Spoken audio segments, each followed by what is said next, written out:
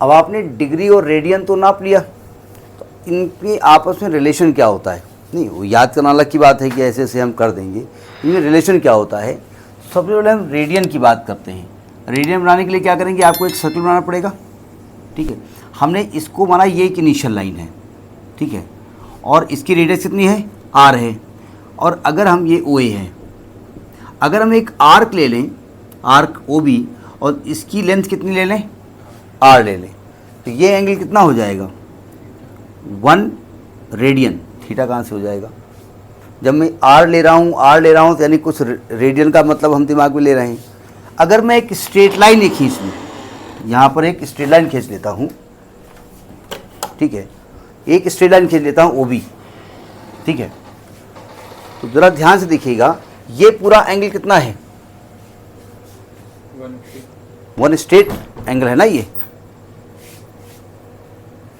तो 1 straight angle है, तो 1 स्ट्रेट एंगल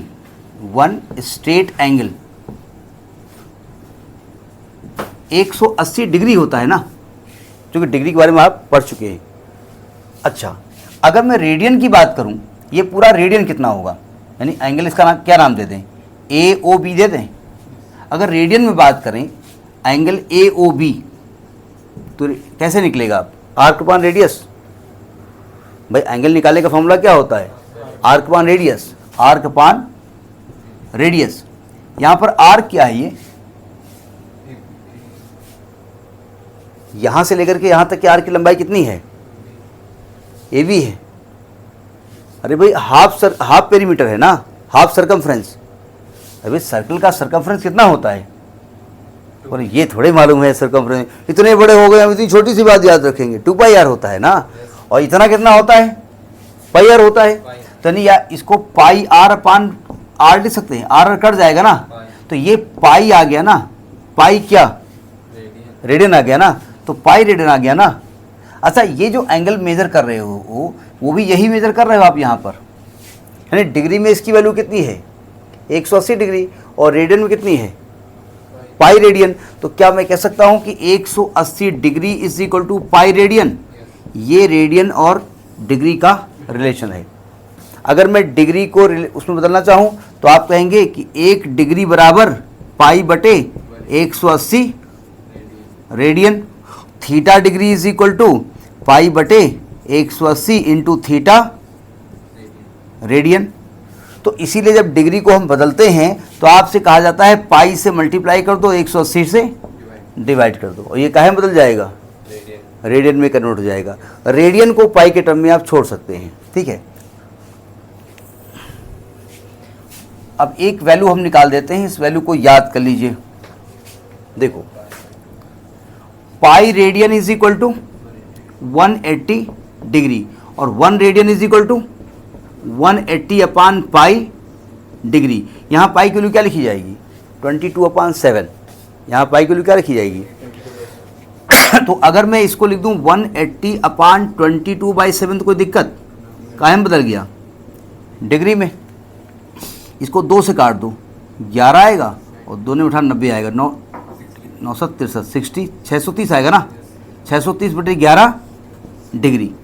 अब इसको हम डिग्री मिनट में लिखना चाहते हैं, देखो ध्यान से। अब देखो, अगर मैं 630 को 11 से डिवाइड कर दूं तो कितना आएगा, 11 25 55, कितना कैरी होगा, कितना नीचे आएगा, 8 80, फिर कितना आएगा, 11 7 77, कितना बचेगा 3। पॉइंट में नहीं लिखा जाता है, डिग्री आ गया, यानी ये काहे में आ गया, डिग्री। इसके बाद क्या आएगा, ये जो वैल्यू मिली है ये काहे में मिली है, ये डिग्री मिली है, ये मिनट कहाँ है, ये तो डिग्री में है ना। मैंने इसको किससे मल्टीप्लाई कर दिया, ये कितना आ गया, अब ये काहे में बदल गया, मिनट में बदल गया। अब मैं 7 डिवाइड कर रहा हूँ, तो 11 एकम 11, कितना बचेगा 7 70, 11 छक्का 66 4, ये काहे में बदल गया, मिनट में। 57 डिग्री वैल्यू देख लेते हैं, मतलब वैल्यू तो मालूम है लेकिन नहीं मालूम मान लिया। अब ये काहे, ये जो बचा है काहे में बचा हुआ है, अरे सेकंड बचा हुआ है, मतलब मिनट को माइनस करो बचेगा सेकंड में। अब इसको किससे मल्टीप्लाई करेंगे, कितना आएगा 240 सेकंड। अब 11 डिवाइड करो, 11 दूनी 22, कितना बचेगा 2, 20, 11 एक कम 11, कितना बचेगा 9.0, 11 8 88।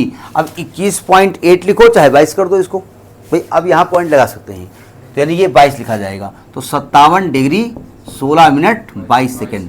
1 डिग्री, 1 रेडियन ना, किसको कन्वर्ट कर रहे थे आप, 1 रेडियन जो होता है वो 57 डिग्री 16 मिनट 22 सेकेंड होता है। इस वैल्यू को बिल्कुल याद कर लीजिए। बोले ना याद करें तो मत याद करिए, हम तो निकाल लेंगे वैल्यू। हमको मालूम है कि डिवाइड करने में भी हालत ना नहीं याद आ जाती लोगों को। ठीक है, मैं क्लास इंटर की बात कर रहा हूँ, 90% स्टूडेंट बात कर रहा हूँ। ठीक, नोट करिए इसको।